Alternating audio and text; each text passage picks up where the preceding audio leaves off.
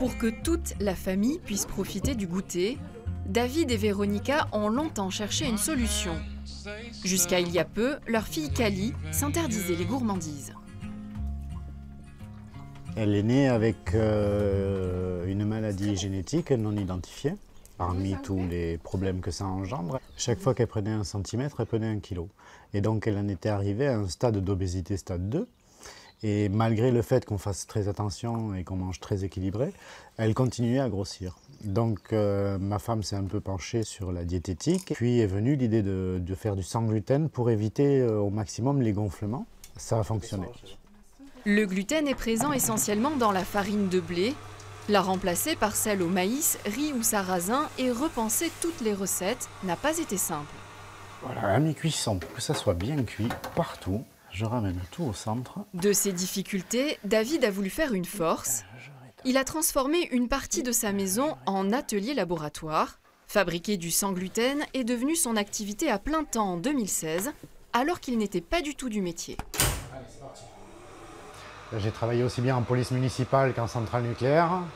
J'ai aussi travaillé dans les casinos, beaucoup, en tant que croupier. Et on s'est dit, on peut tenter, on risque rien.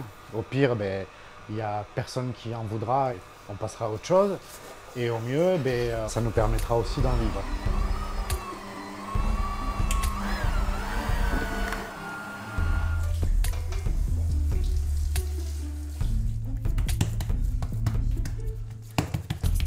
Là, on prépare des crackers Colombo.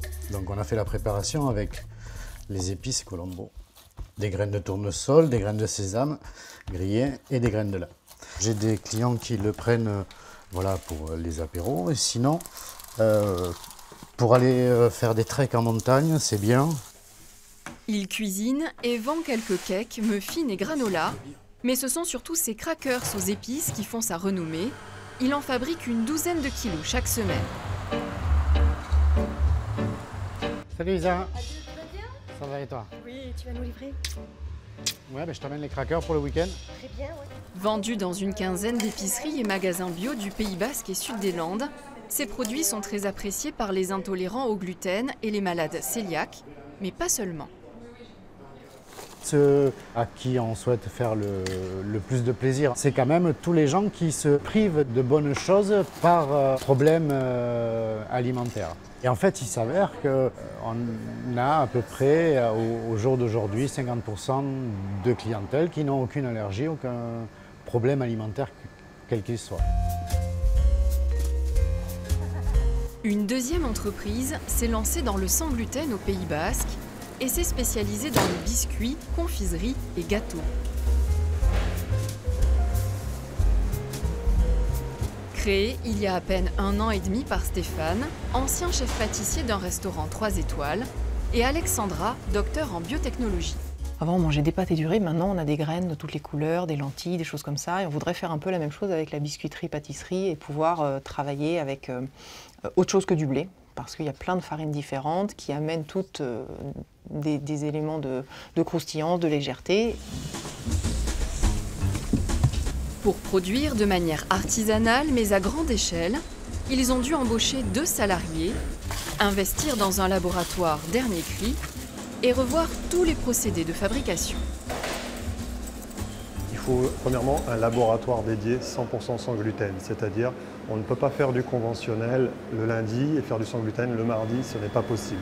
Nous, on a vraiment travaillé fortement sur les moyens mécaniques et les assemblages. On a réinventé tous ces process-là, c'est un gros travail. Pour vous donner un ordre d'idée, pour développer une madeleine, ça nous demande à peu près 70 heures. Quitte à prendre des libertés avec les recettes, autant revisiter les classiques. Le chef a décidé de réinterpréter le gâteau basque avec une dizaine de garnitures différentes. Ananas coco, cassis citronnelle et abricot amande sont les plus appréciés. Le gâteau basque, c'est un gâteau d'amachi, un gâteau de grand-mère. Et c'est vrai qu'on le fait avec ce qu'on a dans le jardin. Donc en ce moment, on a un gâteau basque à la figue, parce qu'en ce moment, c'est la figue et les petites noisettes qui commencent à sortir. Nous, on a voulu le décliner. Et puis les gens d'ici aussi aiment découvrir de nouvelles saveurs. Le gâteau est bon. Donc ça, c'est le caramel framboise piment qui a été fait pour le Noël. On a une belle texture. Et là, on a les madeleines qui sortent du four. Ça, c'est au citron. Pour rester créatif, il développe aussi des produits saisonniers. Cette fois, il prépare un coffret de Noël. C'est un caramel, hein. C'est pas une confiture. Et le piment vient juste derrière avec le citron. En travaillant sans additifs ni conservateurs, avec des matières premières de qualité, il vise le marché haut de gamme. La maison Plisson à Paris, l'Hôtel du Palais ou la maison Arostegui à Biarritz, une quinzaine d'établissements de renom partout en France proposent leurs biscuits et gâteaux.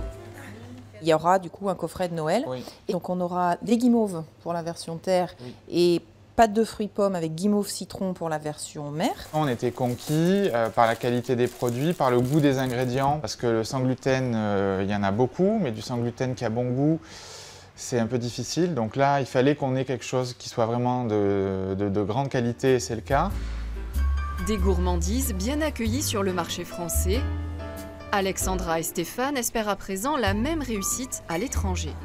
La clientèle étrangère est habituée aux produits sans gluten, donc pour eux c'est presque normal. Et nos produits plaisent aussi beaucoup à l'étranger. On est en train de trouver des boutiques à l'export, donc à Singapour, en Asie, parce que ce sont aussi des produits français qui plaisent énormément.